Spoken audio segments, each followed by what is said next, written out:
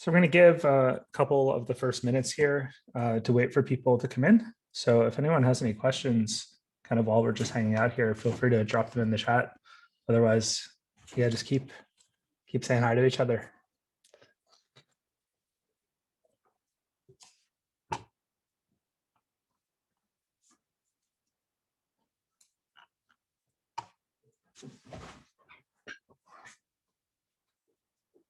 Janelle, your audio is going to be off for the most part, just because there are a lot of people in the class. There will be times when I have kind of like an open Q&A, and in the open Q&A, you'll raise your hand, which is a function that we get out of the Zoom webinar. And then when you raise your hand, I can turn on your video and audio. And another nice thing about that and doing things this way is that anyone that doesn't want to be on video is not going to need to be on video. And anyone that doesn't want to be part of kind of the historical recording of what we're doing here can skip out on that as well. Yeah, Slack. So Sarah, Slack, and if I get anyone's name wrong, I'm completely sorry. The Slack or Discord group, I think that's something that I definitely am going to look at.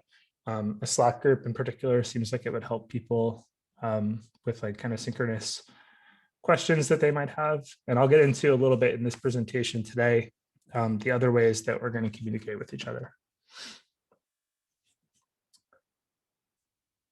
Yeah, Andrew, the times are definitely in Eastern time.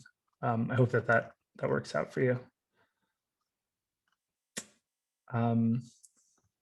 Gugan, I'm going to do my best to do the recording every week. I've had some problems in the past with Zoom losing the recordings, or there being some kind of like let's say like my computer crashes or something, then I'm not going to have the recording for that session. So definitely you would do the best to be here if you can. And yeah, you'll have access to the recordings just to answer anyone talking about the recordings. I'm probably going to upload them to YouTube. And what I'll do with them on YouTube is I'll make them available, but I'll make them unlisted.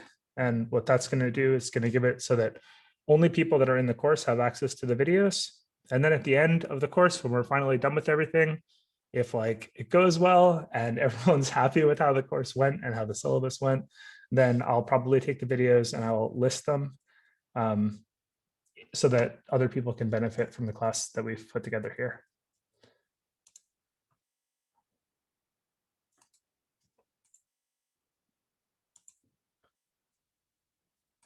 Is there an official syllabus? So there's not an official syllabus in the sense that there's like a daily breakdown of the things that we'll be covering. And the reason for that is, one, like I'm a single person, and two, the material, I always find that like if you're not pacing the material, that as questions come up, it's very difficult to spend more time on things that might be confusing.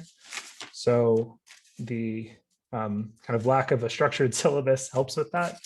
But I will go over in this talk today, I'll go over the general things that we're going to be talking about and what they mean and how they kind of interact with each other. Say next question. To be clear, it's okay for people with zero experience / knowledge. Yeah, it's okay for people with zero experience / knowledge. You might, I'll talk about this in a bit, but we're going to be covering just a tremendous amount of material over the next 16 days together. It's 16 days because it's 4 days a week and 4 weeks long, so 16 total. So we're going to cover a lot of stuff. You having zero experience might need to do more work out of class to keep up with what we're doing. But it should, I'm trying to build the class so that everything kind of starts from nothing, if that makes sense. And yes, Sharik, this is 5 to 7 p.m. Monday through Thursday. So we're going to skip Fridays. There's going to be an exercise after each session. And then the idea is, I think that on the Thursday session, the exercise will be a little bit more involved so that you'll have the time over the weekend to figure it out or ask questions. So to talk a little bit about the outcome of the bootcamp, and a lot of these things I'm going to cover again as I get into the presentation here, but in the as far as the outcome of the boot camp, you're going to, at the end of the boot camp, be doing a personal project that is one that I'll describe when I hit the end of the course. At the end of the boot camp, I will give you a week or two, and then we'll look at all the personal projects. Anyone that has been having good attendance and doing the course and staying with things and has a good personal project at the end is going to make it onto a list that I'm putting together. And that list is going to be handed off to a bunch of other tech companies that I know. Some of them I know personally, I know the recruiting departments of personally, and some of them have also volunteered like you volunteered, or like you've signed up to participate. They've signed up to be notified of people that complete this boot camp. So much like a traditional boot camp, we're going to have an opportunity to connect people to employers at the end. So not guaranteeing you a job, but stick with me. We're going to do our best to get you a job. And there's even a lot of people that have volunteered to become mentors for people in the program in the future.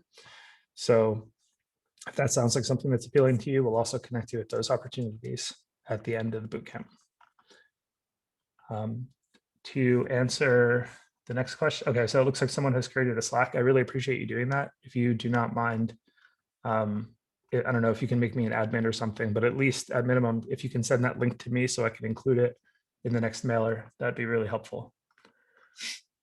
And my email address is allaboardbootcamp@gmail.com. So just send it over there.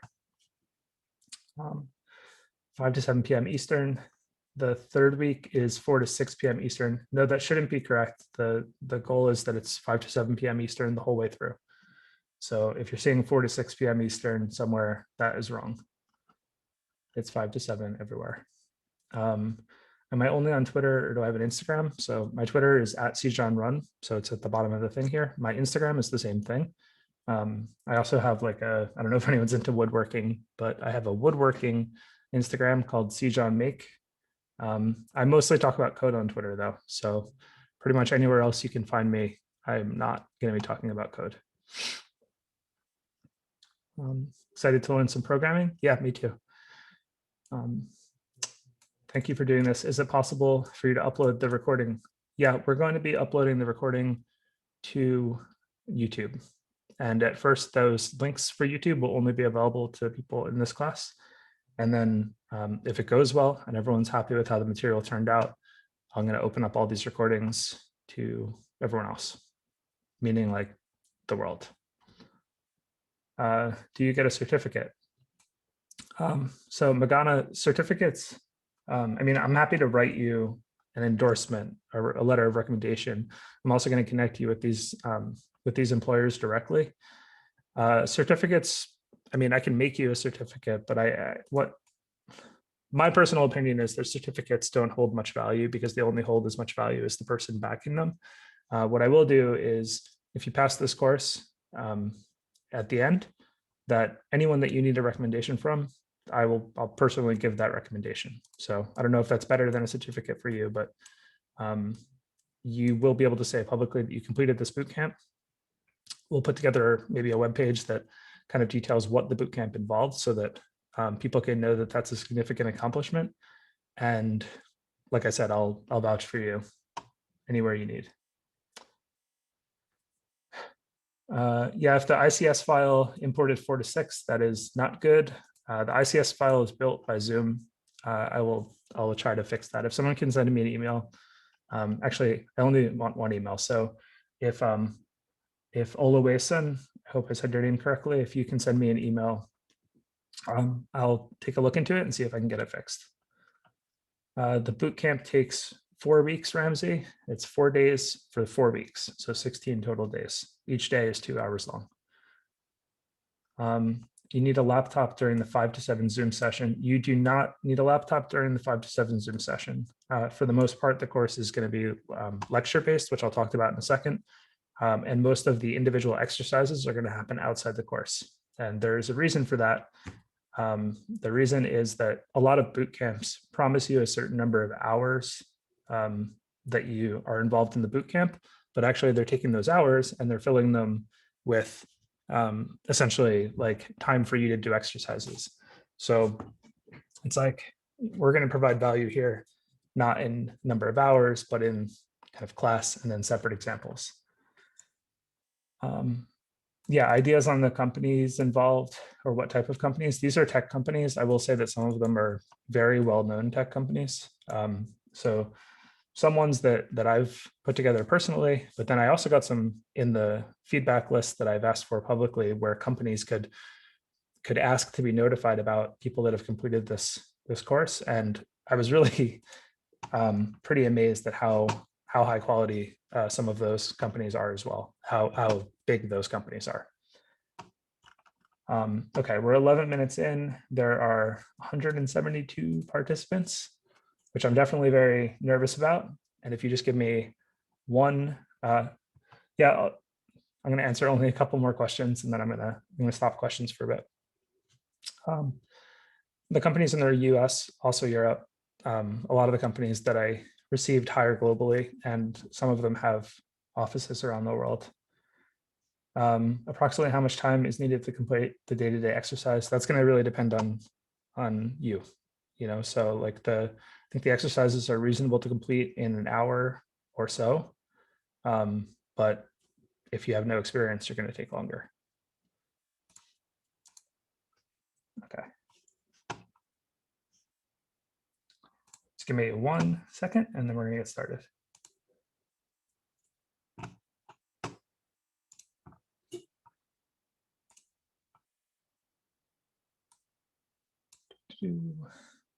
Okay.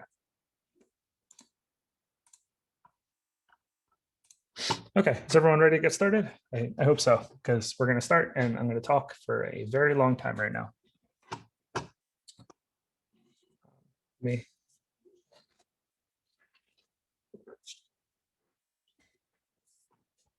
Yeah, I'm going to upload it to YouTube. It might take some time for it to get up there, because I haven't created the YouTube account yet, and I don't even know what that's going to involve. Okay, so let me start off everything by saying just thank you for being here. I appreciate that it's not easy to be here.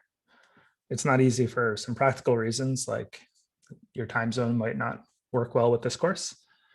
You might have family that needs you, or other obligations that are important. Yeah, I can try to increase the volume. A lot of the volume increase should be on your end, unfortunately. So I don't know if there's much I can do there. Looking at the settings now. Yeah, I think if you can bump the volume on your side, that would be best.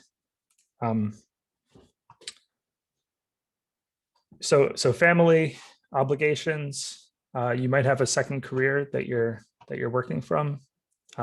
There's also just like a lot to learn. Programming is really complicated. Where do you get started?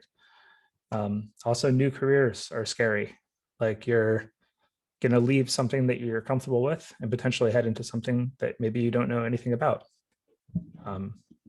Additionally, and I think anyone that's read the things I've been writing on Twitter can know that I'm going to say this, that our industry can be pretty toxic. And that's part of what we're hoping to do with this course, is to level out the bad with the good and get equal representation for all people in tech. So this is going to certainly take a level of belief in yourself to do something like we're about to do in this course. And I just want to say thank you for putting yourself out there, for trusting me to help you, and for chasing something that you want. So like, just way to be, like that's all I can say. Just want to verify that everyone can see the full slide is the thing that you're seeing. Is that right? Okay, cool. Thank you. So just to make sure I introduce myself before we start with this whole thing, I'm going to give some background on why I may be a good person for you to learn from. I'm a staff software engineer at a company called GitHub. And at GitHub, I work primarily in Ruby on Rails. We're going to talk a lot about both of those things in this course, I guess, like GitHub, Ruby, and Rails. But for now, this is Mona. She's the adorable mascot of the company GitHub. And this course is not tied to GitHub, but that is where I work and we're going to use it. So you should know who Mona is. When you see something like looks like a cat like this, it's for GitHub. Prior to being at GitHub, I worked at a few other tech companies that you might have heard of. So those include companies like Tumblr, Genius, which was formerly Rap Genius, Sun Microsystems, and Square. And yes, from the chat, GitHub is built on Ruby on Rails. I've even started a few companies of my own along the way. So the top one is Broad Street Ads. It's an advertising company, like an ad server. The bottom right is a craft beer website for buying local craft beer. It's called Beer Broadcast. And Zinc is a website / service for semantic parsing of text. In addition to just all of this, I've also written a lot of open source software. I also maintain hastebin.com, which is an open source pastebin software. I'm saying all of this just to say that like I've written a ton of code at a ton of different places, all different kinds of code. I often do speaking at these tech conferences. That's me doing some kind of smile thing. I'm not sure what I'm doing there, but I also have a family. I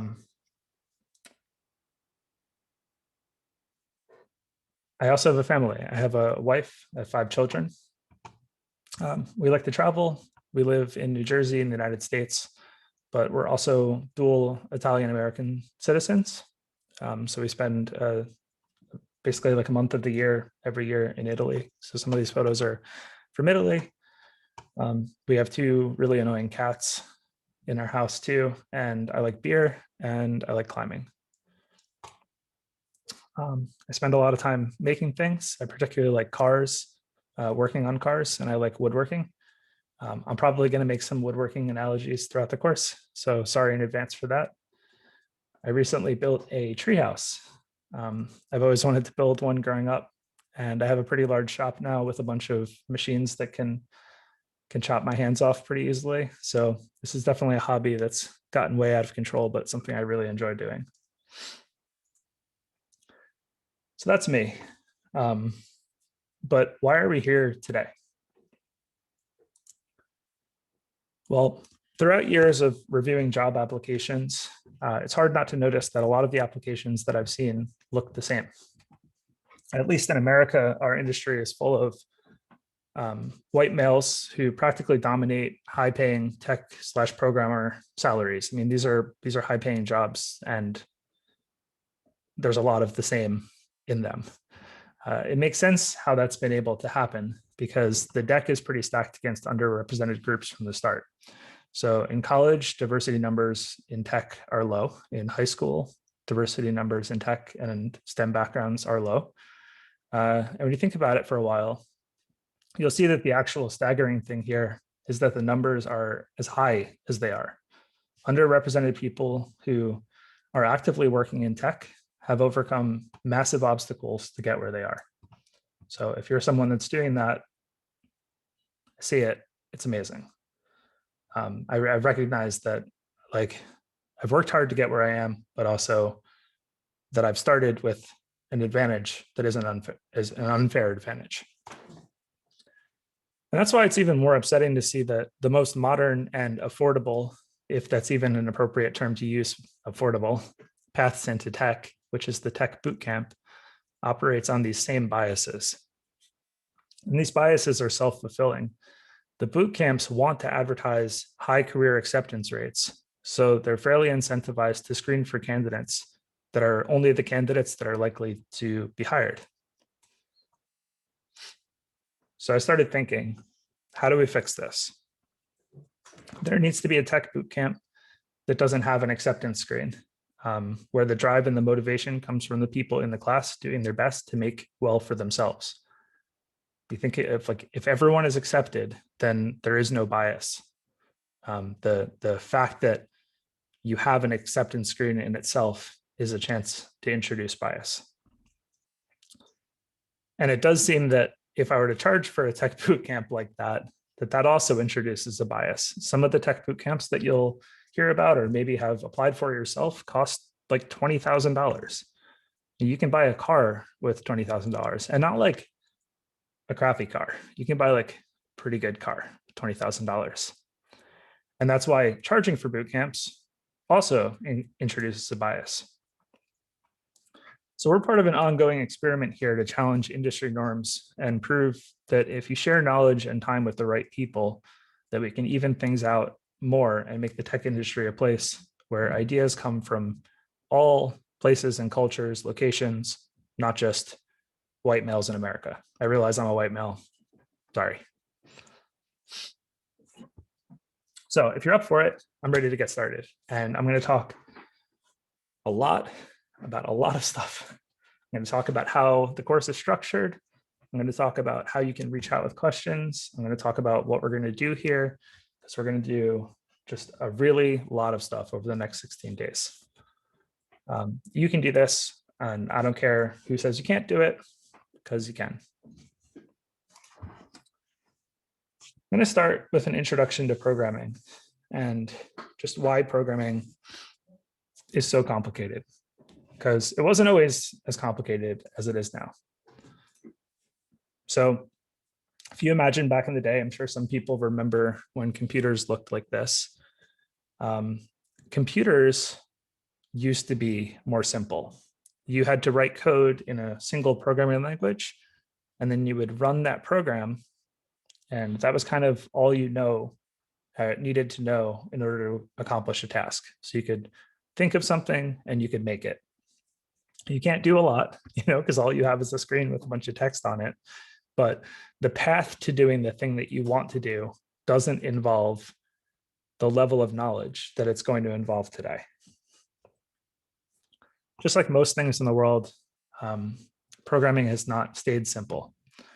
So don't worry about the details of this diagram too much, but this is a typical web architecture, meaning all the websites that you go to every day have some infrastructure that seems like this. So while you see just one web page and you're going and you're interacting with that web page, it's actually much, much, much more complicated.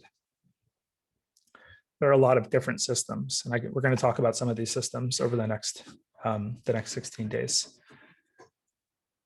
So just like to point out a couple here, there's a database, which is number 4, which is where the data actually gets stored. There's the web servers, number 3. There's potentially a data warehouse where different kinds of data get stored. There's maybe a CDN or some kind of storage, which we probably won't cover, but just look at how complicated this is. And that's kind of only the tip of the iceberg as far as the complication. So I like to think of programming a lot like rock formations. It's like things started small. And then back when programming was first created, it was really easy to understand because there was only a small layer of things to understand. And as technology evolved, instead of the new technology replacing the old technology and making it obsolete, the new technologies actually get built on top of the old technology. So you start getting this layering. Now you need each of these separate technologies, and each of those technologies isn't necessarily built custom for the world as it is today, but it's actually built to accommodate the world of today sitting on top of the world of yesterday. Meaning the code that we're writing today has to account for the past 40 years of programming, the past 40 years of how computers work. Instead of saying the same complexity, over the years, the complexity actually gets larger. To make things even worse, there are multiple types of programming languages. So I'm not going to go too deep into these, but it's definitely fair to say that the different languages that you need to program the picture that I just showed you they're not all the same language. You need to know different things. And these aren't just separate languages, like separate by words. Much like human languages, they're actually different ways of thinking. And we're going to learn a couple languages in this course that are so different from each other that they'll actually change your mindset about coding when you work in them. That might not make sense now, but it's going to make sense soon. So what's this course about? This is the primary set of technologies that we're going to cover in the course. And by the end of the course, if things go well, you should be able to know what all of these things are. I'm going to spend some time going over what each of these is so that you can get a whole picture of why these are the things that we're learning. And don't worry if you can't remember all of these now.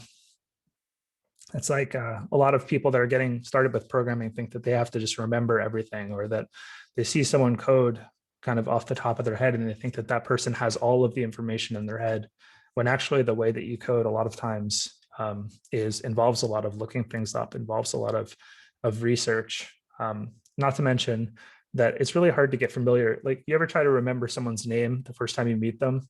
Someone says like, my name is Julian. And you think in your head like, oh, I can't possibly forget the name Julian. And then the next time you see them, you can't remember that name at all. Now, that probably doesn't happen for your close friends. And the reason it doesn't happen is because you're familiar with them. So while you might not remember all the things that I'm going to say now about these technologies, definitely by the end of the course, all of these should make sense and they should not be mistakable for you anymore.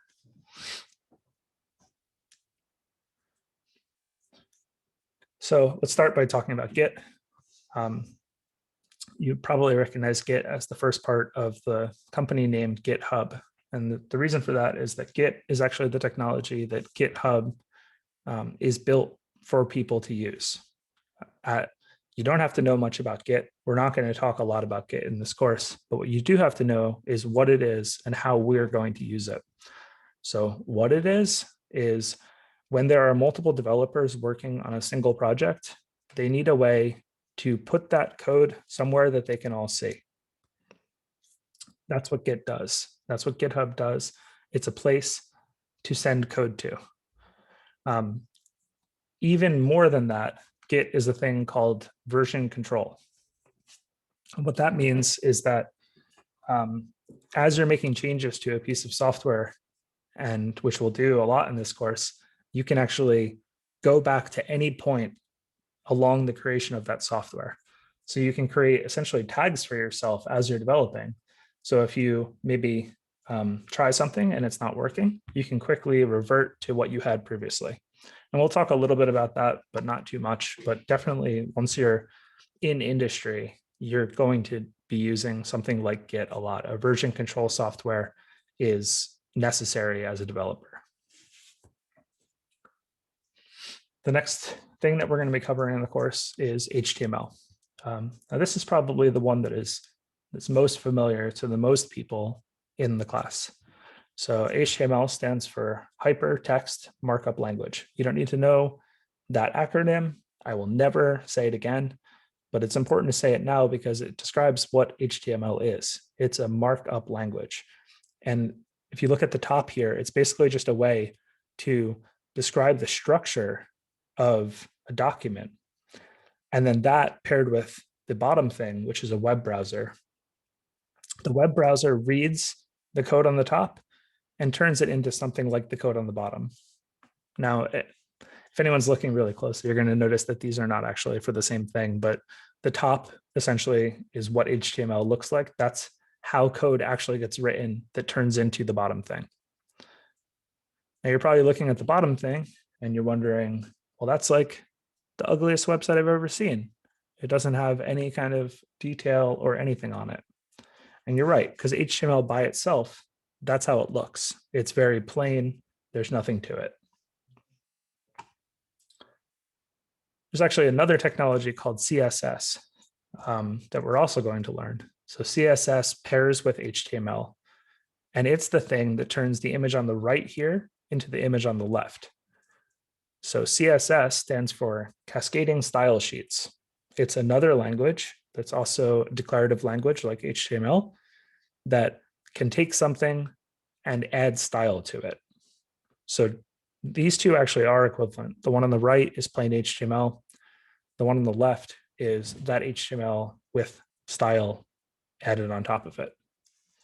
That style does things like make the background blue, make the text areas have black backgrounds, make the buttons green, et cetera, et cetera. Next is JavaScript.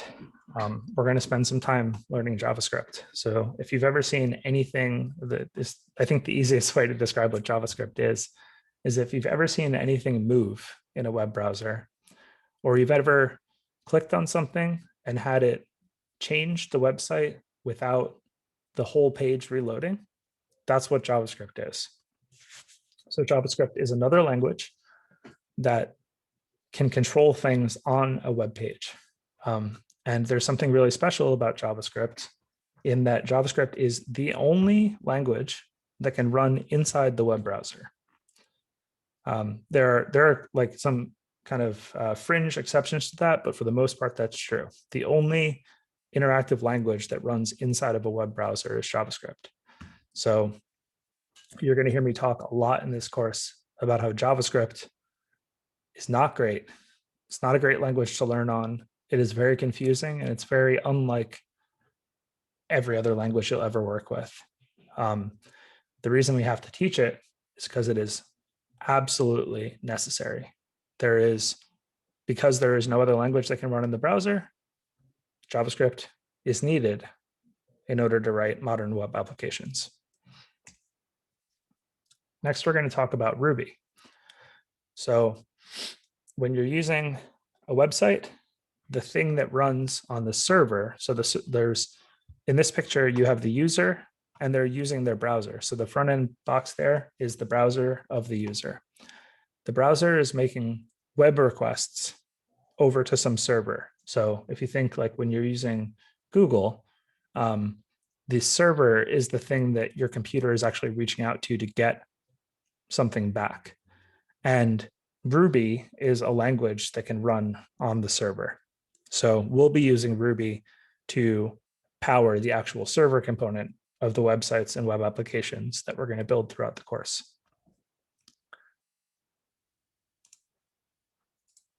Next is Rails. So Rails is a web framework built on top of Ruby. So that seems pretty confusing. It is pretty confusing. The reason that we need Rails is we're all going to write applications that do pretty similar things, meaning we're going to have to interact with the database, or we're going to have to render the website, or we're going to have to be able to handle multiple people going to the website at the same time. And what Rails does is it takes all of those problems and it handles them for us. So by using Rails on top of Ruby, which is commonly called Ruby on Rails, we are able to take a lot of common, very complicated problems and just have them solved automatically for us.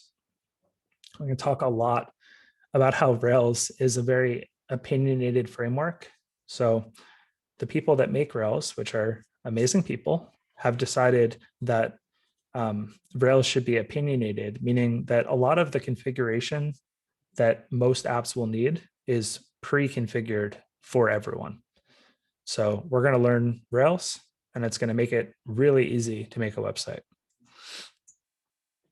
The last language that we'll have to learn is SQL. We probably will not be working in SQL directly, but there will be a section of the course where I show you some SQL in order to illustrate how it interacts with the other parts of the system. SQL stands for Structured Query Language, and it is the language that the database talks. So your application has to make requests over to the database. The way that it makes those requests is via something called Structured Query Language, or SQL. Now, because we're using Rails, Rails actually handles a lot of constructing the calls in SQL. So we, for the most part, don't need to know that this language exists, but we are using it despite the fact that we don't see it.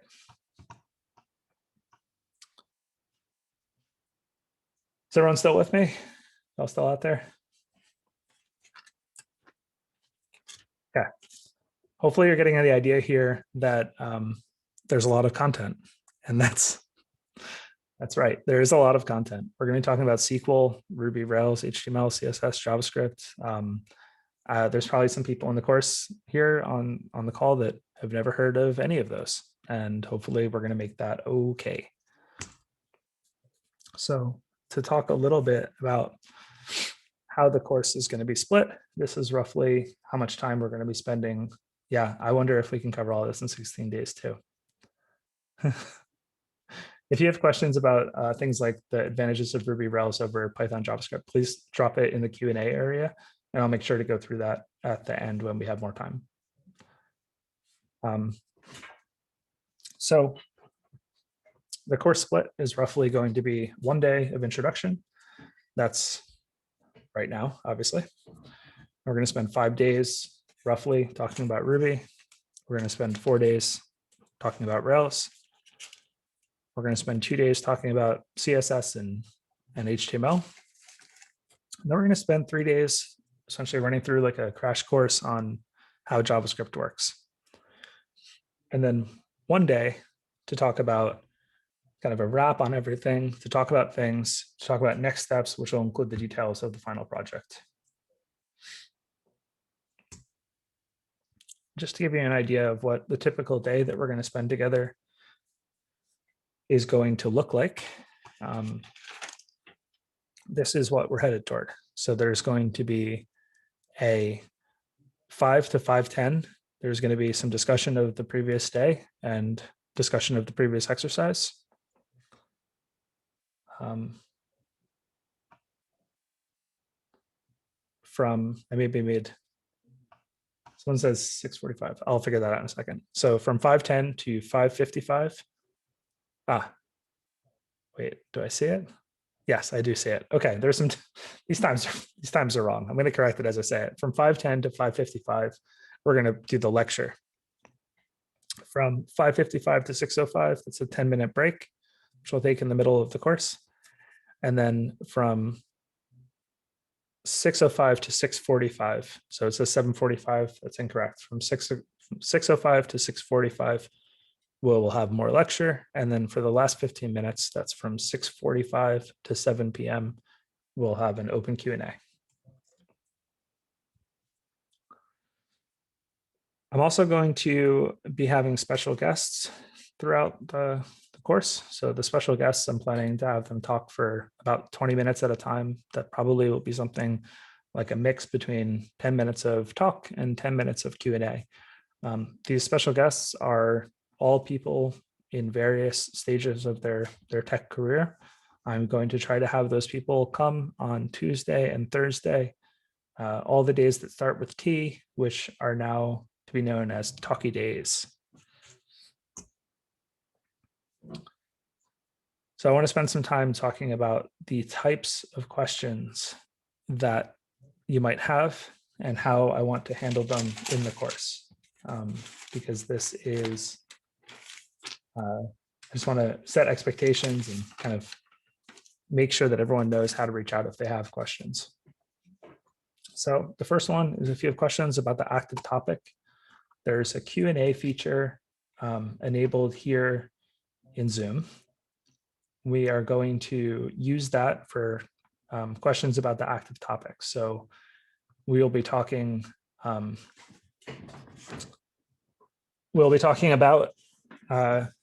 something. And then if you have questions about that thing, I'll try to watch the Q&A section. I'm also roughly going to be trying to watch the chat, although sometimes the chat can be moving really quickly and I might miss something. The second is open question times. Those are going to happen in the first 10 minutes and last 15 minutes of every course. So what open question times are is the times when you all can use the raise hand functionality, which is in Zoom. And when you raise your hand, I will do my best to call on people. You'll have the opportunity to ask the question and come on video if you'd like to, or audio if you don't want to. And I'll try to answer your question. Then the last is async questions. And for async questions, we are going to be using GitHub discussions.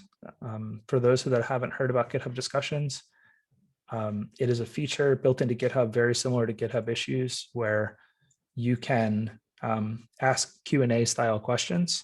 It is a beta feature of GitHub that GitHub has very kindly turned on for our organization so that we can use it. So if you have any feedback throughout the course, as we're talking about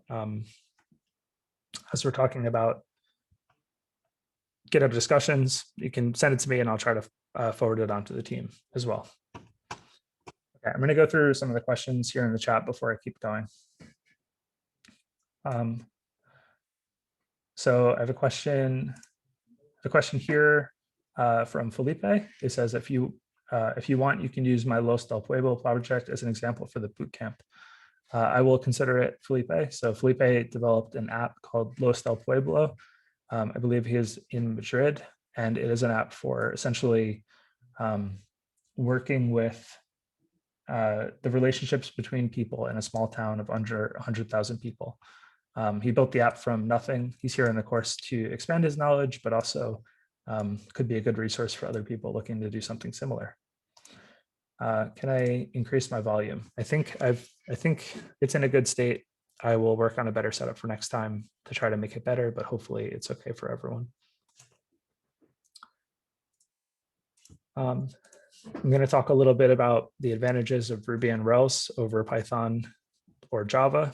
So for those that haven't heard of Python or Java, they're alternate languages that you might use for the server side of a web application. So they would be a replacement for Ruby and Rails. Python, you would use another framework called Django, D-J-A-N-G-O. In Java, you would use another framework as well called Spring. So those Java and Spring are the same as Ruby and Rails, but it's a different language. And I'm going to try to describe why I'm choosing to teach you Ruby.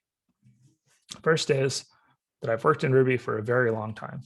The second is that Ruby is a very readable language, and I consider the language to be beautiful. I think it's perfect for beginners to get started on because it's not a bunch of like weird curly braces and hidden things like maybe Java is, or it doesn't require you to have an understanding of strict typing, which if anyone out there knows about that, you don't have to know about it in Ruby or Rails. A lot of those things that I just said are true for Python as well. I appreciate that, but really when it comes down to it, it's a choice between Python and Ruby, and I've chosen Ruby for the course. There are good jobs in both, and I would say that the more important thing is doing something and less about getting the technology right. When people are starting off coding, a lot of times they tend to obsess about what the right choice is, what the right language is. I started web development in PHP. I started my regular coding in C, and I don't use either of those languages anymore. It's more about just getting started. The next question is, will we learn how to deploy a site like using Heroku? We will not be using anything like Heroku in this class. It is probably just beyond the scope, and I don't want the scope to get any larger. Yes, you are automatically muted, Alexis. Yeah, so I don't want the scope to get any larger for the course because there's just too much material to cover. At the end of the day, if you want to get an app running on something like Heroku, it's very easy to do. You would install the Heroku toolchain and just run Heroku create.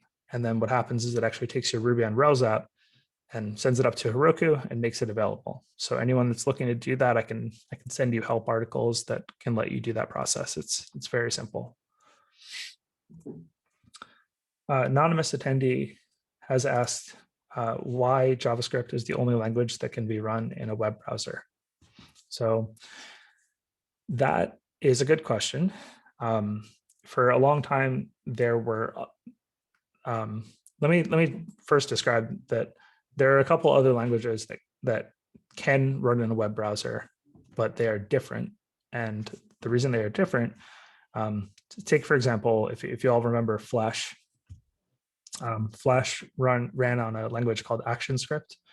Technically, that language can run in the web browser, but in order for it to run, there needs to be a application that you install on your computer that pairs with your browser to help run that application. And the reason JavaScript is special is that all of the major web browser manufacturers like Firefox, Safari, or Chrome have chosen to include in the browser when you install it a JavaScript interpreter. And that interpreter lets the browser run JavaScript code. So the only reason that JavaScript is the only language that can be run in a browser is because it's the only language that's supported by all the major web browser makers. The next question says, or GitHub pages. I'm not sure what that means. And maybe it's related to the Heroku question. This is another thing where I think this is just based on the time that we're going to have, has to be left as an exercise for y'all to figure out. GitHub Pages is another easy way to deploy an app. The problem with GitHub pages in this regard is that it's not a good option for deploying Ruby Rails applications. So if you have just an HTML and JavaScript site, you can publish that with GitHub Pages, but it can't run server-side code, so it's not going to work for this course. The next question is, what kind of jobs would this course prepare us for? Yeah, I mean, the jobs you're going to be getting if you complete this course successfully are jobs in programming. So you're going to be a developer at a tech company or at any kind of company that needs code, which is increasingly not just tech companies. It's banks, it's healthcare, it's nonprofits. They all use code just the same. Our world is increasingly digital, so you'll be part of the people who can write the code, which is what we're going to need moving forward. I guess even outside of that, I know there are some people here that are taking the course that have no interest in going into a programming background, and they're using this more as a skill builder, as another thing to add to their resume. That's also perfectly fine.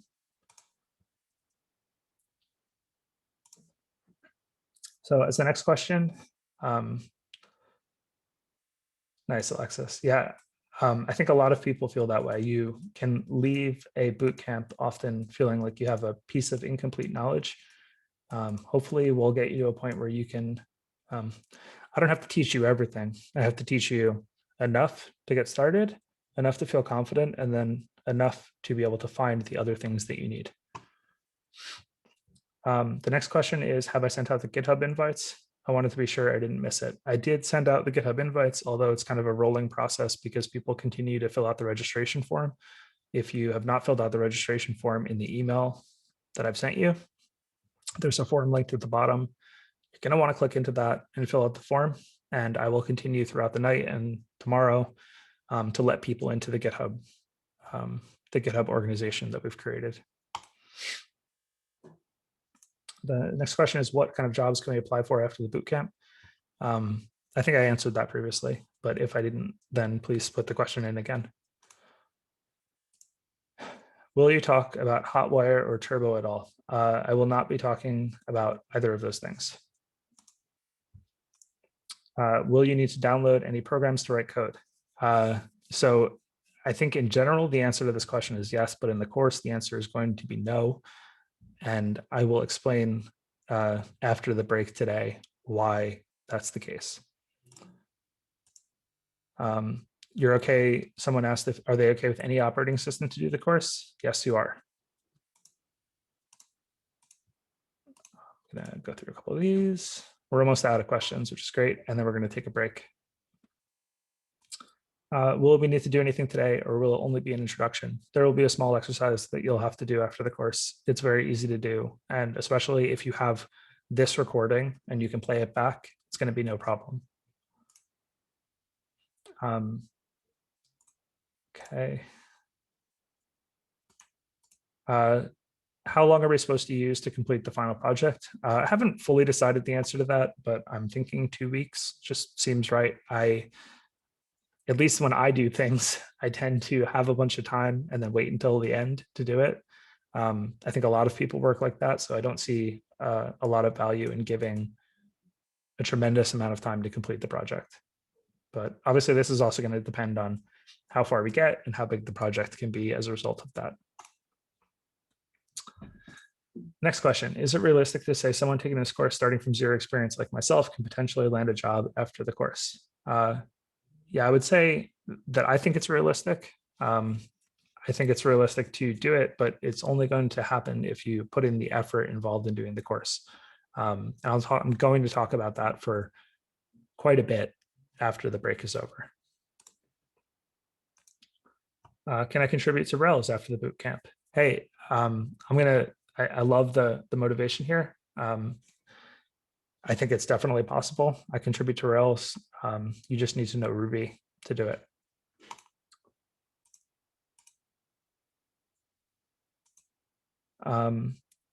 Next question is, how do we go through the process of getting a letter of recommendation? Let's talk about that later as the course goes on. If you finish the end of the course, I will happily write you a letter of recommendation.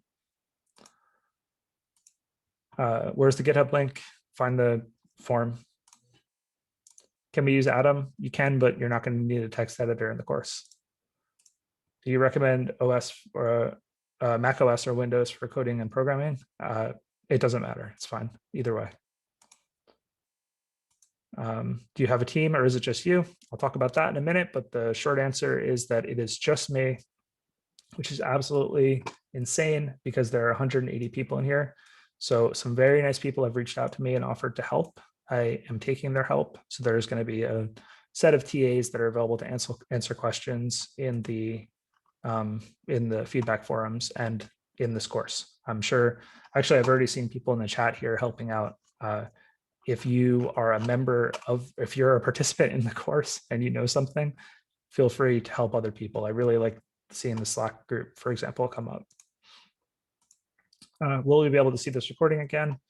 As long as my computer doesn't die and I have access to the recording, I'm going to be uploading the recording to YouTube. Would it be wise to take on other courses? I wouldn't do it while in this course, just because you might get confused. Just like I wouldn't advise like learning French while you're learning Italian.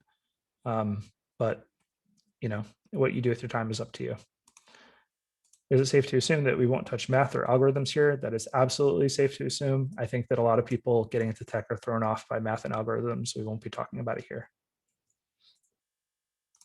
And then another question is, I think I covered this previously about Java and Python, but someone asked the same question about PHP and Laravel. So just like Ruby is to Rails, PHP is to Laravel. It's just another option. We are going to be using Ruby on Rails. It's just my personal decision. Phew, that was a lot. Okay. Yeah, so we're going to take, I realize I talk pretty fast. I will do my best to not do that, but like I said a million times, we have just so much to talk about that sometimes that's going to happen. So if at any point I'm talking just way too fast, just reach out to me in chat and I will stop doing it. There are no more questions right now, so I'm going to kick us off into this 10-minute break. We're going to come back at 6:05 p.m. Eastern. So that's in a little over 10 minutes from now, and then we're going to head into the rest of the topics. Cool. See you in a minute.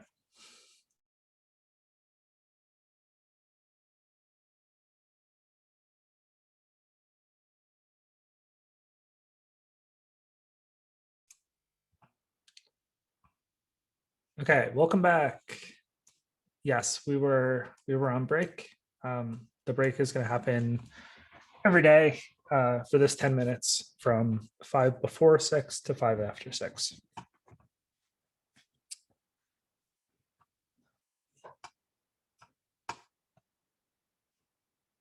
Okay, let's keep going.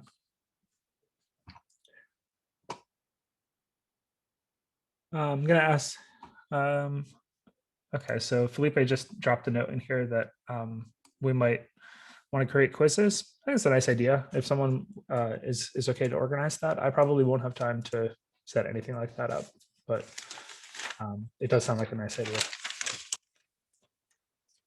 Andrea, your girlfriend absolutely can register. Just have her email me and I'll get her added.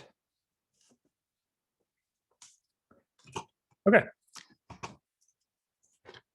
So I want to spend some time talking about our commitments to each other. That is my commitment to you, your commitment to yourself, and your commitments to each other. So I just really want to set up, you can think of it like a section about essentially a code of conduct where we're going to talk about why we're all here, what we're all here for, and things like that. So as part of my commitment to you, I want to just very clearly state that I'm not a teacher, I'm not a lecturer, and that's both a good and a bad thing. So it is good because I have actual industry knowledge, and I think that I can explain things in a fairly clear way. It's bad because I'm not good at logistics. There's a lot of administrative work in running a class like this. I've answered so many emails, and I've done a lot of work of moving things between spreadsheets. It's just to say that I'm going to work really hard to make this course successful. Like I really want this course to be successful, but you got to work with me because I'm not a teacher. The next, like I said, kind of at the beginning, like maybe this came across in the beginning, I have a lot of other obligations in life. I have 5 kids. I have a workshop that I spend a lot of time in, a full-time job. I have a startup. So there's just a lot going on. So what I mean by that is I'm going to do my absolute best with the time that I have, but I do only have so much time. I'm going to talk about your commitment to others, and I'm specifically talking here about your commitment to others that are in the class. So there are a lot of people here. I think right now, let's just give the current count. There's 177 participants in the class. And I need to make sure that everyone in the class makes room for everyone else in the class. And that includes a couple of things that I want to call out in particular. So one is not taking time that you don't need, meaning if you know the answer to something and you're just asking to see if I know the answer to that thing, or you think that it's an important point for everyone else in the class, you can drop it in the chat. I think it's fine. I might not know the answer. I might know the answer. But at the end of the day, we need to keep things on track so that we can get through the entire contents of the course, which again is very, very extensive. Additionally, I want to create an environment, which looks like you're already creating in the chat here, where you all feel comfortable to help each other. Like I said, there are going to be TAs that are going to be here helping to answer questions, but there are not a million of them. There's not a 1-to-1 ratio of TAs to you. And at the end of the day, there's going to be a lot of chat between you. I'm really happy to see the Slack chat, which is linked over there. And if you send me that link, I will also make sure that that link is included in the digest email that I'll send out after the class today. Another thing is that not everyone here is going to stay. Not everyone here is going to make it all the way to the end of the course. I hope all of you make it. I hope that every single person in here starts now, comes to every class, and makes it to the end. But realistically, like just even based on my college courses, I know that sometimes I started a college course and I didn't end up finishing it. That's okay. You don't have to pressure people to stay. You don't have to feel like you're obligated to stay here. In fact, I would say that if there's ever a point where you feel obligated to stay here, or you feel like you're gonna, this is probably like one of the, this is for you at the end of the day. You don't have to be here. I hope you will be, but if at any point you feel like, oh, I have that stupid class tonight, then that's not a good sign. I want this to be healthy for you. I want it to be healthy for other people in the class. So if you're not enjoying it, no hard feelings. Another thing to highlight about your commitment to each other is that there are a lot of people here with different skill sets. Some people have been to boot camps before. Some people have never coded before. Some people already have jobs in industry.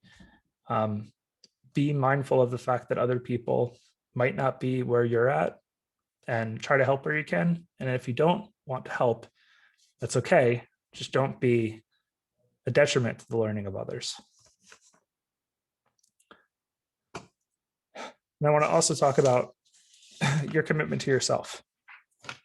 So I've been thinking a lot about how to say this the right way. And I think what it comes down to is if you think that in your head that there's only two possible outcomes of the course. One is that John taught me Ruby, Rails, JavaScript, HTML, the whole thing. And the other is that John failed to teach me Ruby, Rails, JavaScript, HTML. Those cannot be the only options. A lot of the work that's going to happen in this course is going to depend on you to do the work. I'm going to teach you as much as I can, but realistically, learning an entire like junior career of programming knowledge in 16 days is going to require quite a bit of work on your part to understand the concepts that I'm talking about. Another thing, sorry. Another thing that I want you all to commit to yourself is that you're going to take time to go through the exercises after each of the classes. I'm going to try to keep the exercises reasonable. I'm going to try to point you in directions where if you want more than what the exercise was, you can find that. I'm going to give you resources where you can go find those things. But if you don't do the exercises, you're not going to learn. The next one is that you should try, if you can, to be here in person. I know I've heard a lot of questions and I've responded even in this call to a lot of questions about recordings. I realize time zones are difficult and commitments are hard, but you're going to get a lot more from being here in person and being able to ask questions. I prefer that you're here in person whenever possible. I realize some people might have like, they can't make it on Monday or they can't make it on Thursday. That's okay. I'm going to try to send out the recordings. I'm going to do my best on the recordings. But when you can, try to be here in person. And the last thing I want to talk about as a commitment to yourself is when you're in a boot camp, let's say you've paid $20,000 to be in the boot camp, or you're in college and you're paying $50,000 US a semester to be in college. You have this intrinsic motivation to stick with the course because you're laying out the money. You're not laying out any money to be in this course. So the motivation that comes from kind of the guilt of spending money and then not doing the thing isn't present here. You can leave it anytime that you want. And because you can leave it anytime that you want, you don't have that form of motivation anymore, which means that you're going to have even more motivation from yourself to want to make a change for yourself and a change in your career than you normally would have to have in order to get something done. So just think about that, internalize it, and like, you're going to be great. Everything's going to be fine, but you have to put the work in. I hope that I've said that enough times to make it clear that like, you have to do it. Or you're not going to learn from the class. So another thing is that you may find that one part of this class or one thing that I teach is something that's more compelling to you than the other parts. And that's a pretty natural thing to happen. And the reason that it's pretty natural, the reason I can tell you it's pretty natural is that there are people that specialize in each of the things that I've mentioned before. There are boot camps that probably are dedicated entirely to only one of those topics. So you're getting here a more comprehensive view of what it takes to build a web application. You're going to leave this course with general knowledge of the systems that make up a web application. And then it's from you to find where you want to drill in and where you find yourself wanting to focus for the rest of your career. Do you want to focus on CSS, or maybe do you want to focus on JavaScript interactions and building apps with something like React, or maybe you want to focus on Ruby and Rails and work on backend applications. Maybe you want to become a DBA and work on the database. Those are all viable career paths. So if there's one part of this that you enjoy, go through the bootcamp, do all of it, and then after the course, you can put your focus there. And I can work with you to make sure that, you know, when we're reaching out to companies, or if I'm helping you get paired up with a mentor, that we find one that's in the industry that you're most interested in. Another thing I want to say is that I think that programming in a lot of ways is it's like skiing or snowboarding. It's very common for people to start skiing. You're going to fall a lot. And then at one point in the day, all of a sudden something clicks for you. all of a sudden you realize that it's all in your hips, or you realize that you need to tilt your ankles in order to do that like snowplow thing. Someday it's going to click for you. It might not be in the first couple of days of this class. It might not even be during this class. But the important thing is that if you feel like at any point that you're not getting it, it's fine. It happens to everybody. Eventually you're going to get it. That's it. Now, on the other hand, if you're getting it, but not enjoying it, that can also mean one of two things. So the first thing it can mean is that you don't like programming. That's also fine. It might not be for you. But the other thing it can mean is that you just haven't done programming that you liked yet. So you didn't find the part of programming that was interesting to you. You didn't find the thing that motivates you. So go through the whole course. Maybe you're going to find that thing. Maybe it's going to click for you. I hope that we get there in this course, and I'm going to do everything I can to get you there. Now I'm going to give an introduction to your environment. And feel free to drop any questions about anything that I'm talking about. So I'm going to talk about what is GitHub. I covered this a little bit briefly before. GitHub is a website where developers can go to store their code and to work on their code together. That's it at its most basic. And there's actually a new feature of GitHub that's coming out. It's called Codespaces. So what Codespaces is it's an in-browser editor. You can think of it like a computer in the cloud. So there's a computer that is, we call it provisioned, but basically it's made for you, that you can write code on and you can actually execute that code. This is a feature of GitHub that has not been released yet. It is a beta, as we call in application development. So a beta just means something that that works but is not available to everyone, or might have bugs. So there might be bugs in this. But what I'm getting at is that GitHub has given us the ability to use Codespaces to run the course, and the reason that they're going to do that is because they're super nice and because I asked. And Codespaces is a perfect tool to run a course like this.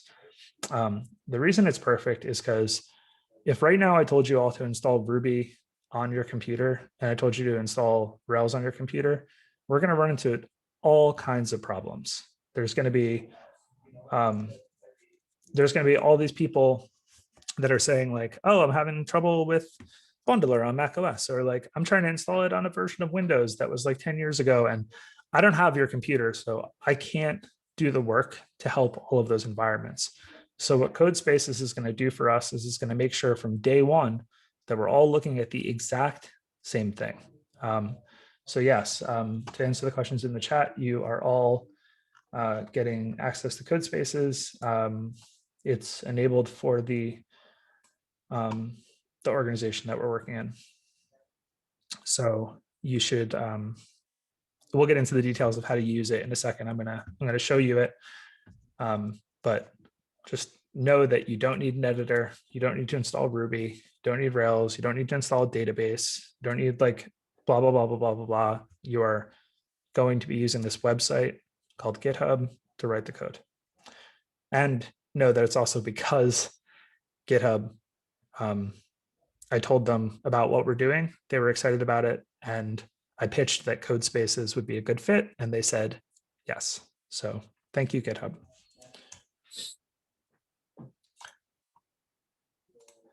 Okay, I'm going to spend some time to set up a Codespace now, and I'm going to talk briefly about before I set up the Codespace, which is kind of how we're going to end the course. Yeah, someone just asked a question. They asked, can we share info about Codespaces? Yeah, I mean, you can share info about Codespaces. I think you can share that you're in the beta or that we have gotten in the beta.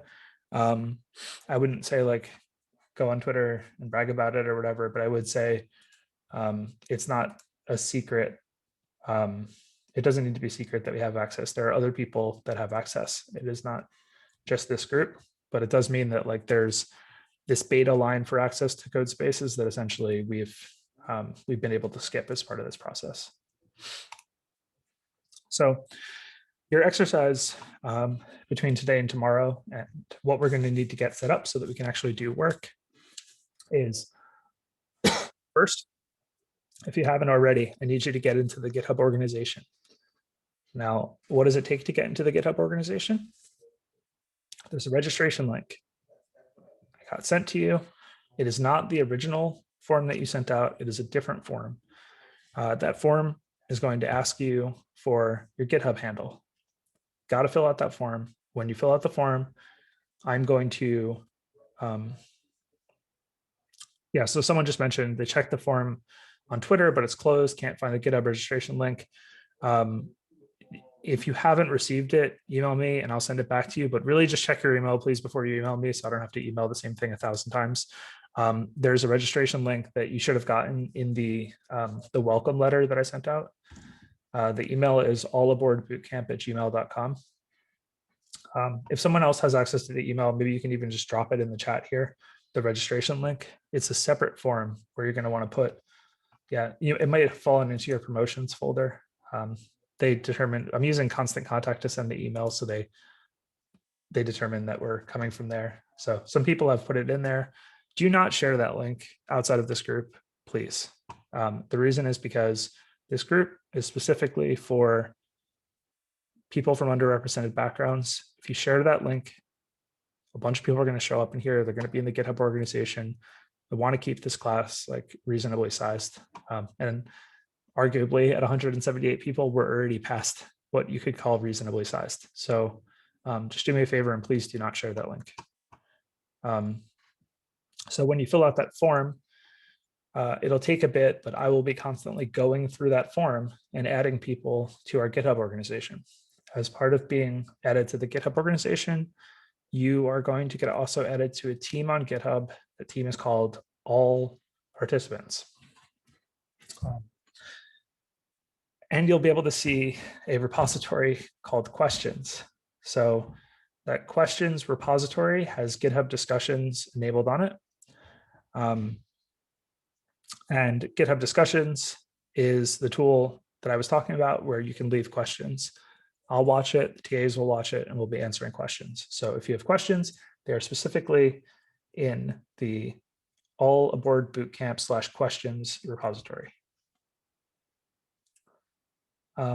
You should be creating an account on github.com, and then you'll also need to fill out that form. If you email me directly your GitHub handle, I'm just gonna email you back the form. So just fill out the form. That's how it's gonna work.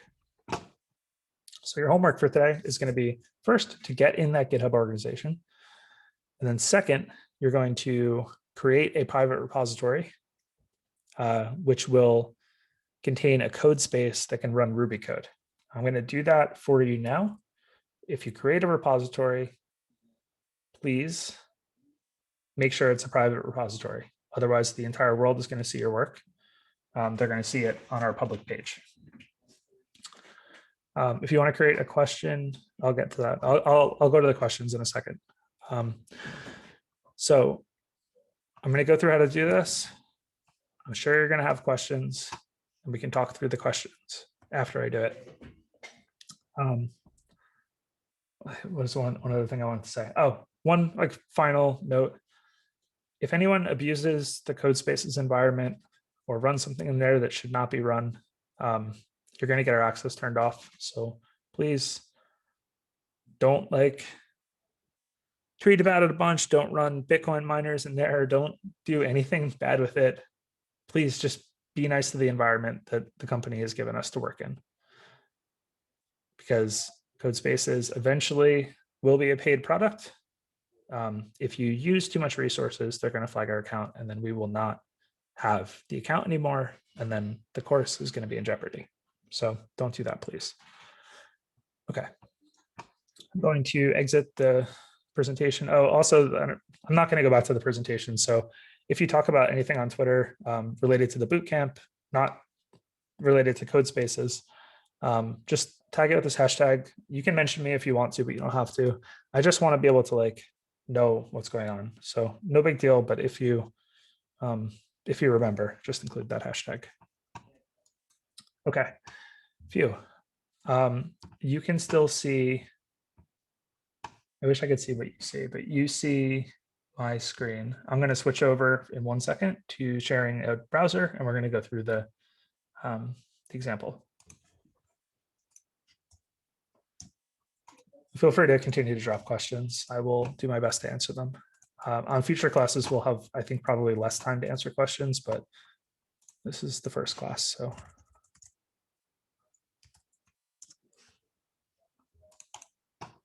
Just give me 1 second.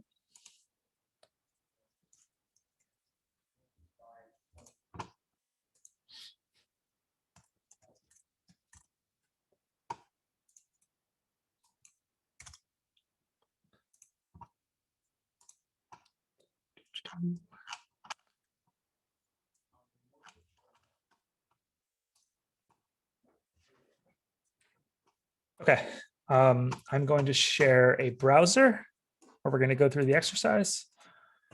And this is the same exercise that you're going to be completing.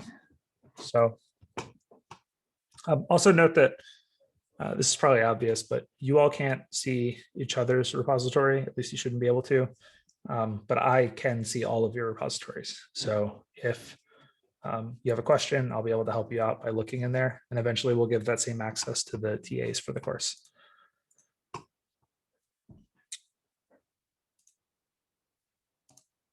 Okay, I assume that you all see a browser window for my test account. Is that right? Okay, cool. So I'm logged in as not me. I'm logged in as Cjon Test. This is just like my test account. I've actually already created this repository, but I'm going to go through doing it again. So the first thing you want to do is you want to go to github.com/allaboardbootcamp. And once you are there, you're going to see all the people, and then you can click. And this is me as a member of the GitHub organization. So keep in mind, if you are not a member yet, you're not going to be able to do the thing that I'm talking about. So you have to fill out the registration form that has been linked above, and you have to get into this organization. And then once you're in the organization, you'll be able to do this. So you click new, and then you're going to name your repository. Just to keep things easy, just keep your repository name the same as your GitHub username. Because I've already done this exercise, I'm going to call mine -2, just so that I can create it.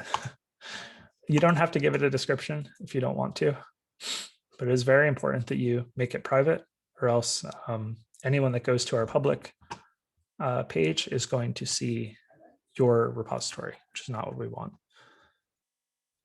And actually, after everyone's created all of them, I will also be locking the ability to create new repositories in this organization.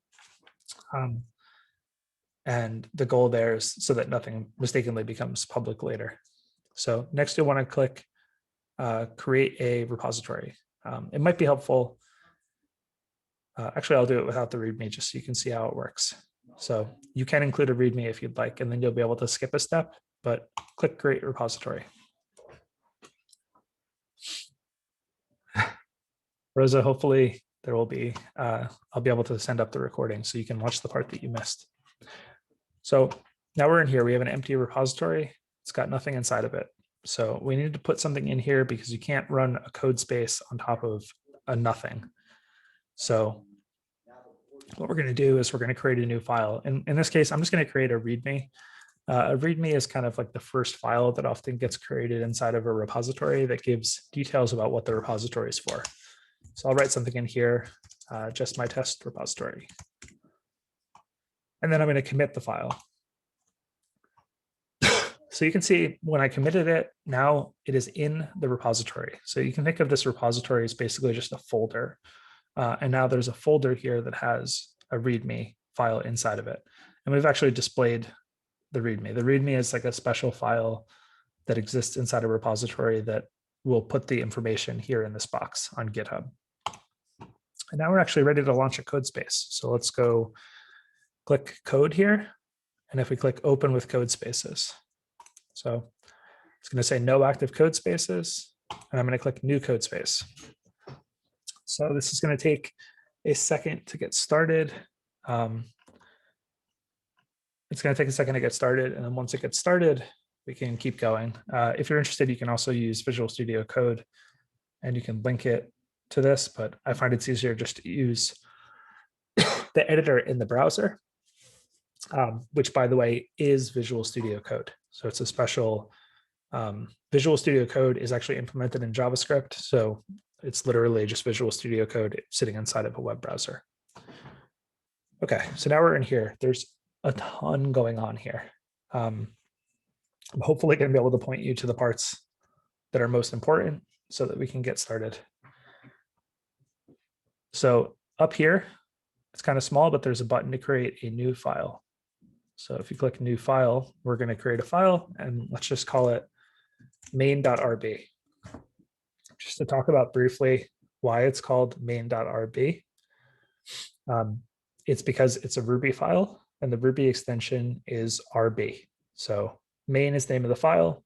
RB tells the editor that it's a Ruby file. We hit enter, and now we're in this new file. And in this new file, we're going to write some Ruby code. So this is going to make a lot more sense when I talk more about code, but for now, we're going to put this one line. You don't have to download VS Code extensions. I am going to have you install one of them, which I'll talk about in a second too. I've talked so much. I'm going to need some of that throat spray. Okay, so you put this one line of Ruby code, and what this means is it's just going to output the string hello world. Don't worry if you don't know what that means. We're going to talk about it tomorrow. So then we have to run this.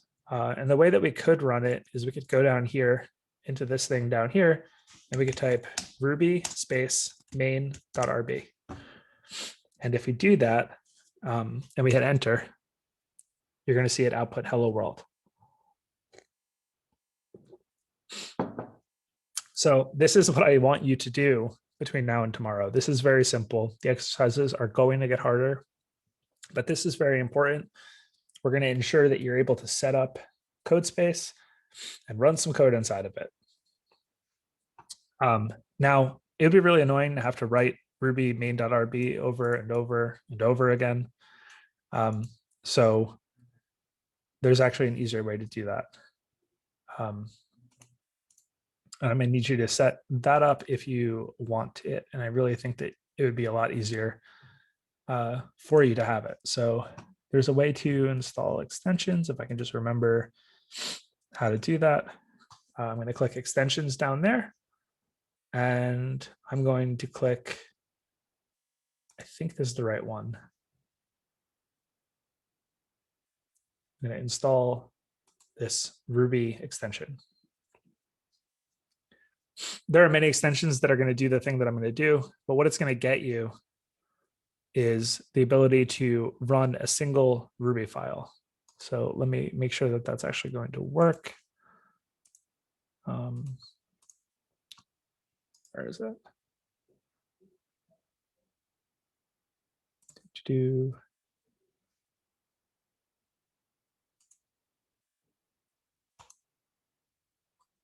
Here we go. Okay. You're going to click play here on the side, or run and debug. And then in environment, we're going to have to type Ruby.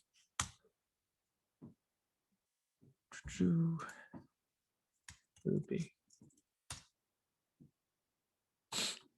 Why is this not working? Well, we'll work in this in a second. We're going to figure it out. Don't worry.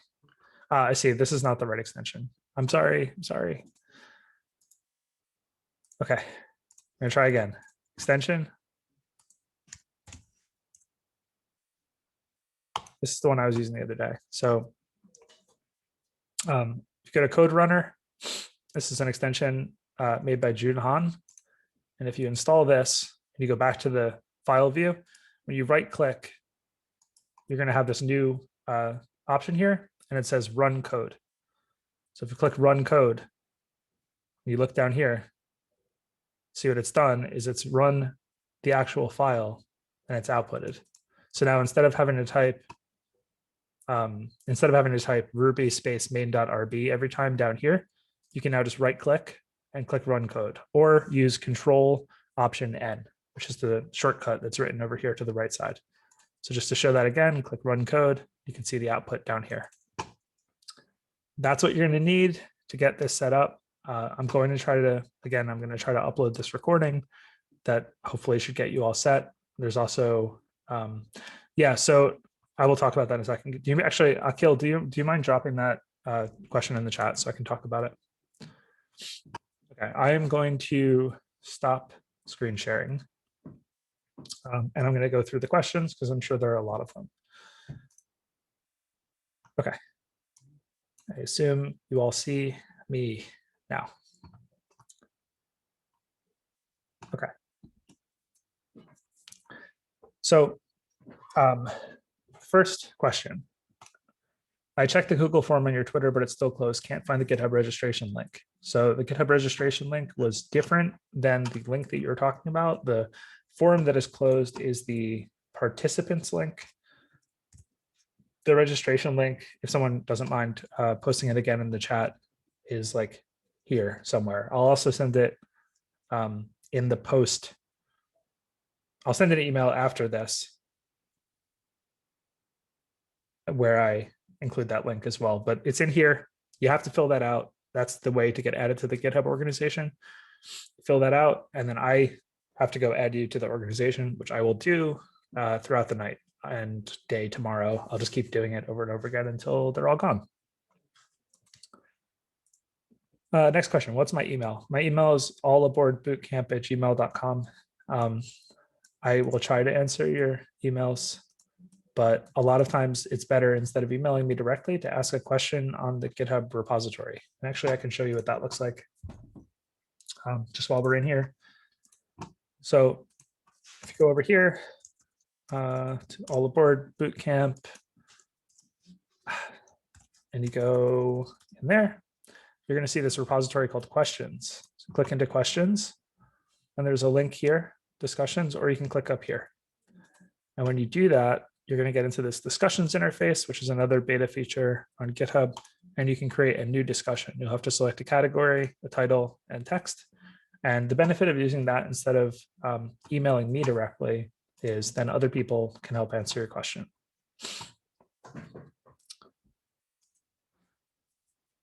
The next question is how to create a question in /questions. So I hope I just answered that.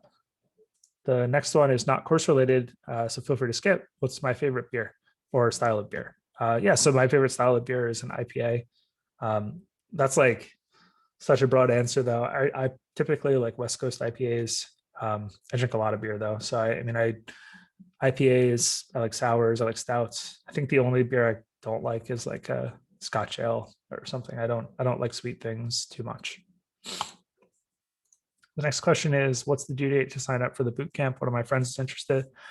So technically the window to sign up for the bootcamp is passed, but if you email me allaboardbootcamp@gmail.com, I will add them manually. Next question, I haven't gotten my invitation. Does the form assume that the email is the same as the email I use for GitHub? No, it doesn't. There's a separate form. If you filled that form out, is a good chance that I haven't gotten to it yet. I see that there are maybe like 20 GitHub handles that still have to be added to the organization in my spreadsheet. So I'll go through those right after the call. Any thoughts on Visual Studio Code versus something like WebStorm? No, not really. I just use this one because all the other ones would have either cost me money or cost you money. So Visual Studio Code is nice, especially in this case, because it's integrated into GitHub. So we can keep everything on one platform and it's free. Next question, checked my email for spam, but I did not find the link to join the page. Yep, I'll get you added in a minute. If you filled out the form and the form included something that said GitHub handle, then I just haven't added you yet, and it's going to be okay.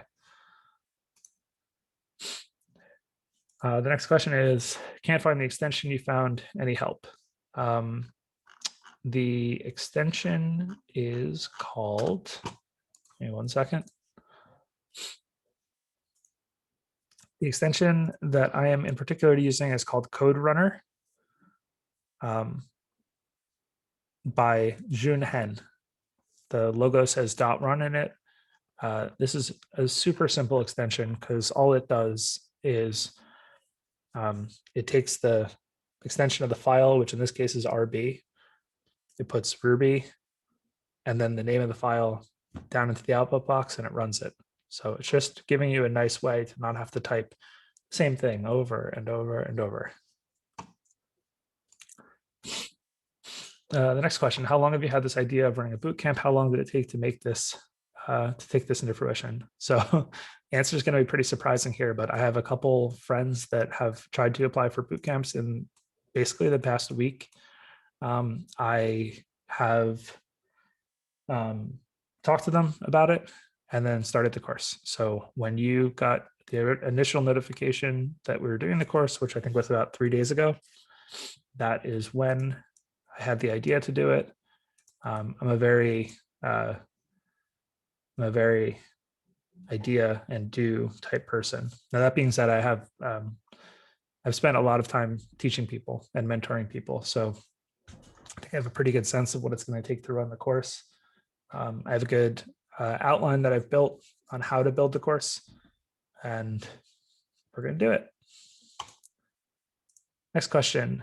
Does CodeSpaces autosave like Google Docs, or do we need to use Control Save or something else? I don't know offhand, but I'm fair. So for example, if I change to puts hello worlds and I run that, it works. So I don't know if that means that it autosaves, but it definitely seems like it does. And I don't see, for example, when I edit something, I don't see any asterisk next to the file name. So I'm assuming that it does. Just for additional note on that previous question, I don't write code in Visual Studio Code. I use an editor called Vim. It's not practical to use Vim for this course just because we have people at different skill levels and because I want to make sure you're all in an environment that I can understand. So I'm actually a little, you probably noticed me struggling with like the Visual Studio Code interface, and that shouldn't, I mean, that's to be expected because I've never used it before. What is the exercise again? So the exercise is to make sure that you're in the GitHub organization, which you can do by filling out the registration form, and then create a private repository like the one that I just created containing a code space that can run Ruby code, specifically something like puts hello world. And hopefully if you need it, we'll have this presentation video put up somewhere that you can all rewatch that end part. Once we complete the assignment, can we create another repository just to play around in? You can, or you can just use the same repository. That's probably easier. And eventually, meaning like in a couple of days, I'm going to turn off the ability to create new repositories in this organization, just to keep things simple. So the expectation is that you'll be working out of the same repository for the entire course. Check the promotions page as well. Yeah, if you haven't gotten my email, it might be in the promotions tab in Gmail. Additionally, like if you use Gmail and you find that promotions tab annoying, in the settings, you can change that so that there are not 3 tabs. There's just 1 tab that has all your email in it. Janelle also corrects herself because she mistakenly wrote suppository instead of repository. It's fine. People make mistakes. Do we turn in the homework?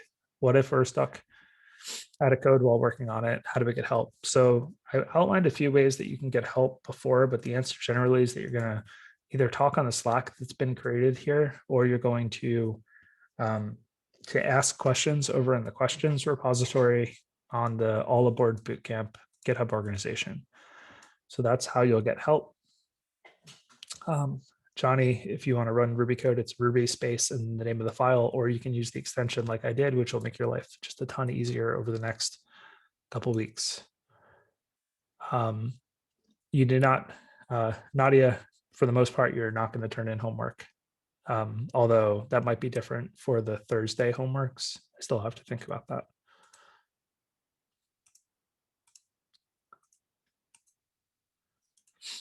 Is CodeSpaces going to save everything on its own, or do I have to save it somewhere? That is a great question, and it is not going to save anything on its own.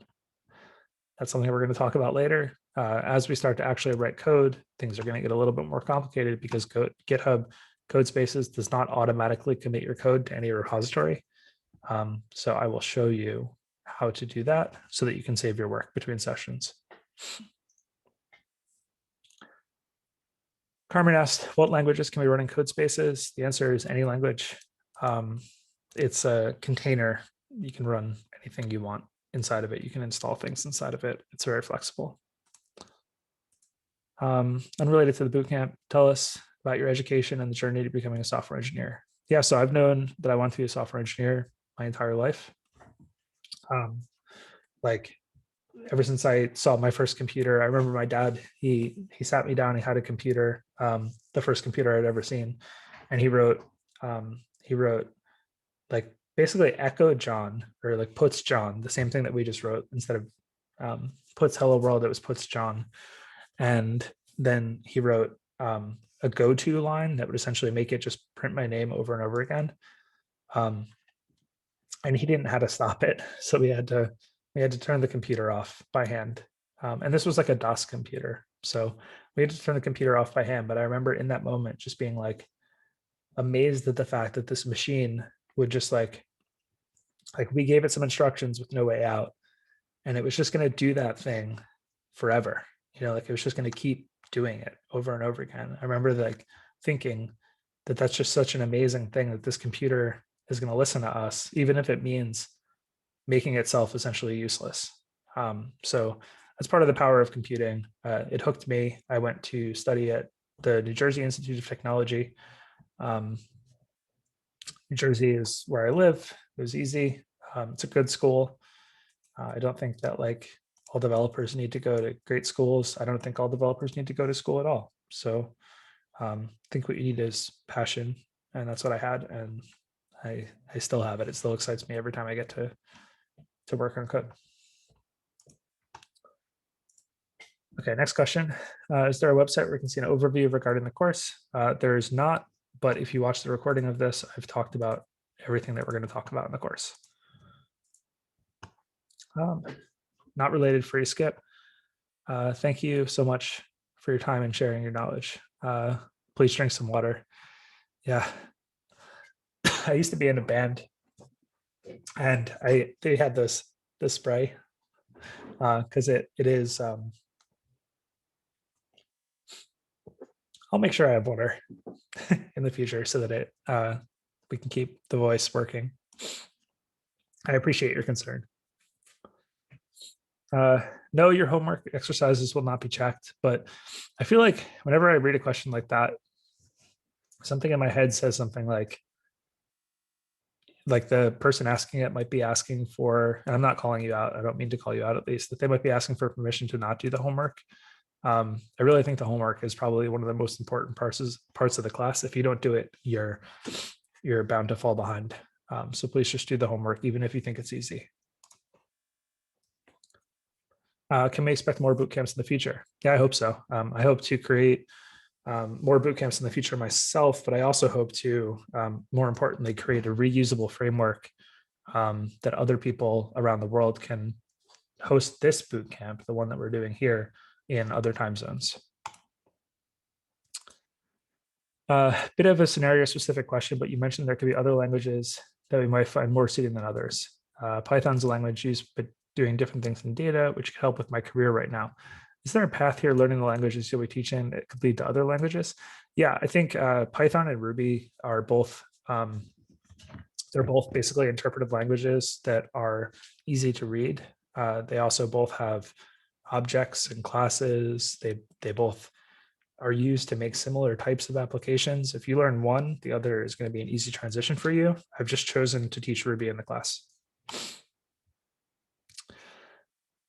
If you don't see the discussion repo on the org page. If you are not a member of the organization, you will not see the questions repository. So make sure you're added. And if you are added, you're still not seeing it, then email me and I will fix it, because you're probably not a member of the all participants team, which is how you get access to the questions repository. Luciana, I see your question there. You don't need a Mac for Ruby. You don't need, in fact, for this class, anything for Ruby, because we're using a in-browser tool called Codespaces. Our RASO heard me calling them out and has said they just love feedback. Yeah, I mean, if you want feedback, feel free to reach out, and I'll do my best as long as I have time. Someone says, unrelated, what city am I in? I'm in Asbury Park, New Jersey.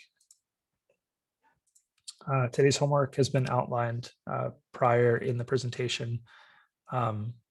And if you go back and watch the recording, you can see what it is, but the goal is to set up Codespaces. For the assignments, will there be an email? We can see what the assignments are. I'm a little torn on that.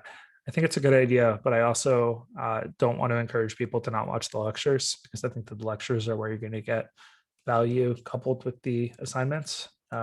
If you are here, you already know how to code, and what you're looking for is a recommendation from me to a future employer, just email me directly and we can talk about that. Because if you don't need to be here, I don't want you to be here just to get a recommendation. Will you have access to the Codespaces particular repository after the code? Yeah, I mean, it's my intention to keep the access to the repository. Codespaces access, I think, as long as you remember, will be there. Although obviously GitHub retains the right to turn it off if they need to. Yeah, your friend can still join. Just email me, allaboardbootcamp@gmail.com. Can we run from the link to set everything up one more time? So I will do that at the end if there's time, where I run through the Codespaces again, or you can watch the recording.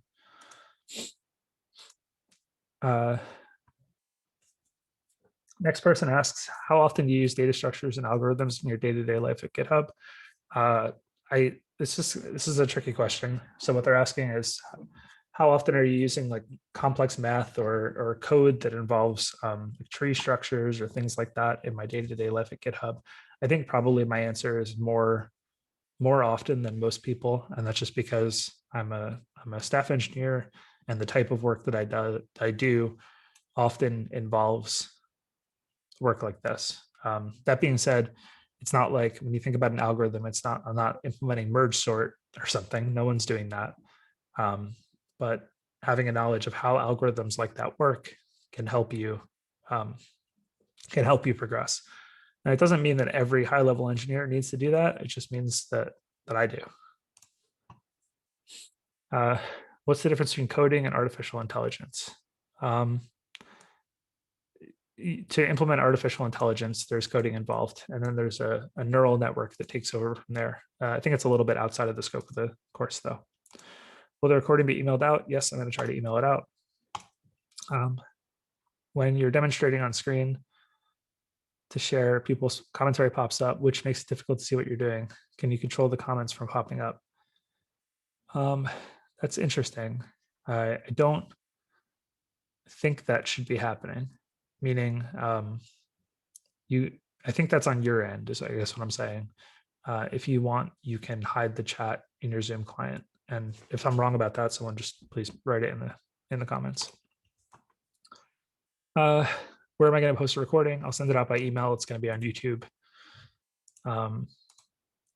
If I have a donate link, I do not have a donate link. I really appreciate that. And it's something that I might consider later, because I've already, just to be frank, have paid a significant amount of money to run the course, because not just time investment, but like logistical investment. I mean, even to have this Zoom session with all of you nice people in it is not cheap. Recorded lectures out by email. The preferred browser, it doesn't matter. Use whatever you want. The code space states the code language is not supported or defined. How exactly do I get the Ruby format? Your file has to end in .rb or it's not going to be recognized as a Ruby file. What resources do you recommend to jump into as a newbie? I would say like this course, and I will send out more resources as we progress in the course. Next question from VS Code to Codespaces. How can we return to the repository? I would say there's two options there. One is like when you go to Codespaces, if you're there already, hold Command when you click something and it'll open it in a new tab. Otherwise, just open a new tab and go back to the repository. Next question is, do you need to know a lot of math to code well? The answer is no. There are certain types of coding that involves math, but for the most part, the answer is no. Next question, highly recommend a second or third monitor. I assume they're talking for people in the course because I have a second or third monitor. But yeah, it could be helpful to have like the video on one screen and then maybe the thing that you're trying out on the other screen. And hopefully Joao, I believe, talks about, are we going to talk about any database? We're going to talk briefly about SQL, and we are going to be utilizing the SQLite database. Although pretty much everything I say about databases is going to apply to all databases because Rails abstracts which database you're using away from you. So you don't need to know the specifics about databases like MySQL or Postgres or SQLite or SQL Server, any database. Okay, not a questions, which is great because we are 3 minutes away from the time. I am going to, should I do it one more time? Okay, I'll do it one more time. Okay, so let's get back. Again, like you should only create one repository, ideally. Thank you, Zara. You should only create one repository. I'm creating more than one because I'm trying to show you the same thing more than one time. So create new. Over here, it should be the name of your user. It's important to use the name of your user just so I can find your repository if I need to. You can enter a description if you want to. Make sure the repository is private. And then it's easy to just click add a README. Create that repository. You're going to get dumped into the repository. Go to code. Go to open with Codespaces. Click new Codespace.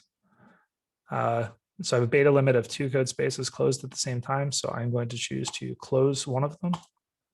You're not going to see that because you only have one repository. I'm going to click new Codespace. So now what's going to do for me is it's going to create the Codespace. This takes a minute to happen because it is like creating a virtual computer in the background. That's how this whole thing works. It's a real computer out there in the world that you're getting a piece of when you do this. So it shouldn't take too long. Looks like we're connecting to it. And then we're connected. So we're going to go and we're going to create a new file, clicking up here. I'm going to call it main.rb. That's going to create a Ruby file. Inside of the Ruby file, I want to put some code. So the simplest code I think that is possible to write, we're going to do puts and then hello world in a string. Now I want to be able to run it easily. So in order to run it, I'm going to click this gear down here. I'm going to click extensions. I'm going to type in run. And that's going to find me this extension from a person named Jun Han. Download it a whole bunch of times and it's already installed, but if it wasn't, you would install it here. And then in my file view, I should be able to right click and click run code. When I do that, you should see the output down here that says hello world. And if you see that, then you have completed the exercise. And that is the quickest version of running through it again I can possibly do.